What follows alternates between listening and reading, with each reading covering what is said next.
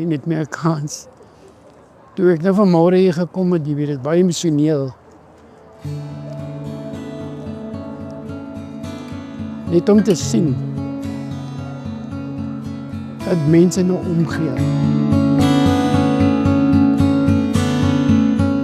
Baie welkom by Street Store in Bellville Wes. Street Store gebeur reg oor die wêreld. Dit is 'n non-kerk organisasie wat besluit het, kom ons connect met kerke wat resources het om by die mense in die omgewing actually betrokke te raak en regtig net cool goed te doen en hulle die winkel experience te gee. Dis waar die naam Street Store vandaan kom. Daar's een persoon wat verbygekom het.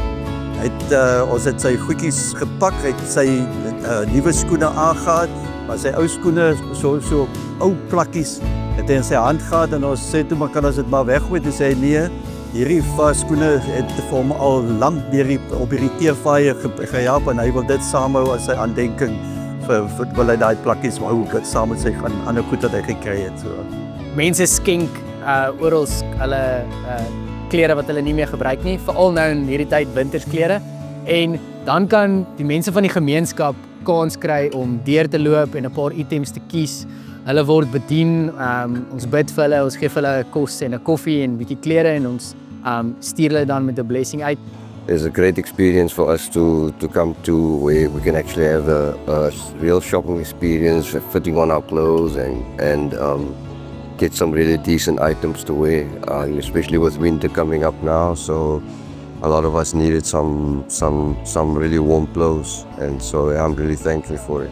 I never expected to see what I saw, and I'm overwhelmed. I'm shaken. There's actually no words to express my gratitude and to see such wonderful people of God.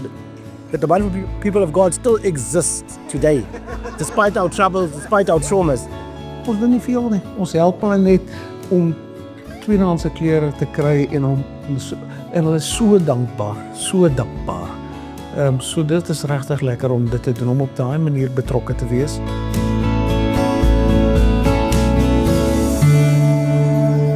My eerste kliënt vir my laat opgewonde voel ek nou opgewonde want ek het om myself bekend gestel aan hom en toe vra ek hom van waar is hy? Toe sê hy is eintlik van die Pero, maar hy bly by die shelter hier so.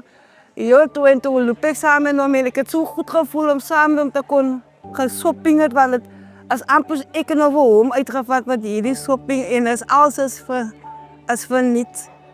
En het het hom goed laat voel en het vir my goed laat voel.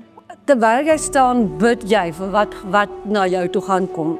Want het kan 'n man wees of het kan 'n vrou wees, so jy weet nie.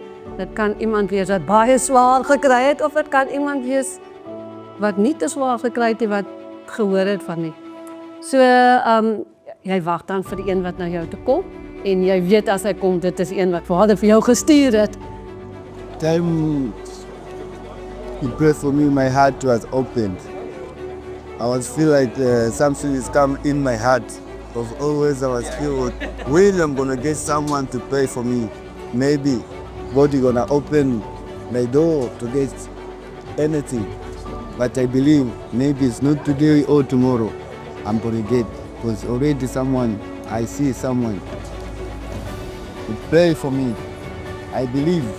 When I prayed for him, and first of all I put my hand and I said, you are a mighty warrior. And we had this moment about Gideon that was a mighty warrior. And I'm so excited what God is going to do in him, what he's experienced here.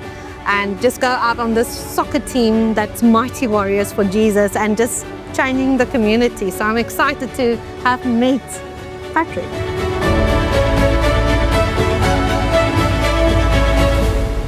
Dis klomp kerke wat hande saamvat en die gemeenskap bedien en ek dink dis regtig kerk in aksie soos wat jy dit nog nooit beleef het nie.